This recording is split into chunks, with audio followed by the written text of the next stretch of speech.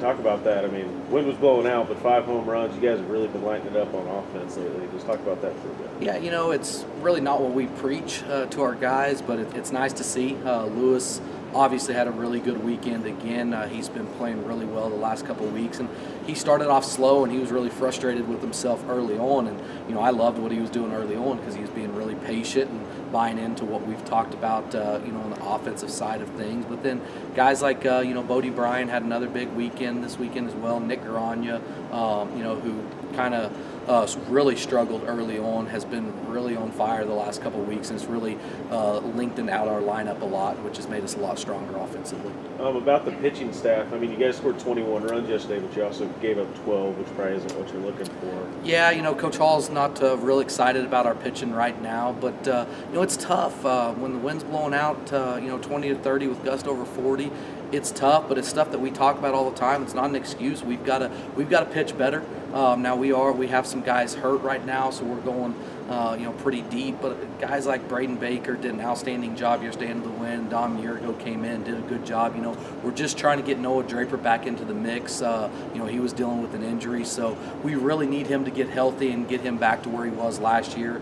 If he is able to get back to where he was last year, it definitely makes us a lot stronger on the mound. And I'm not too worried about our pitching staff. They'll be there. They've been great for us early on this year, and I know they'll be right back out where they need to be.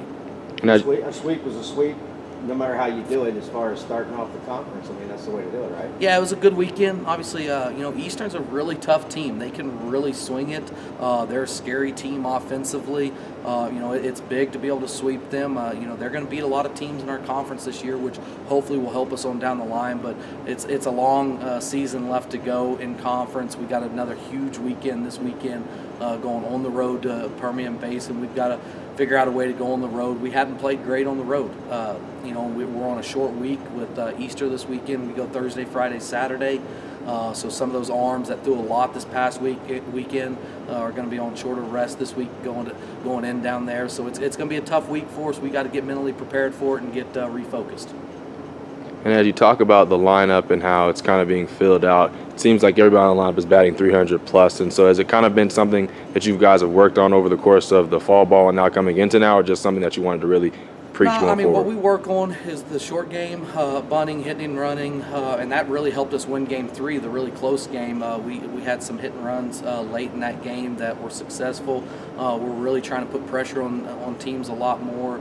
Work the counts a little bit more, get deeper into their guys' pitch counts, and hopefully get into their bullpen a lot more. And that's what we kind of saw this past weekend that helped us in Game 4. But really, we've got some talented guys offensively. We've known that.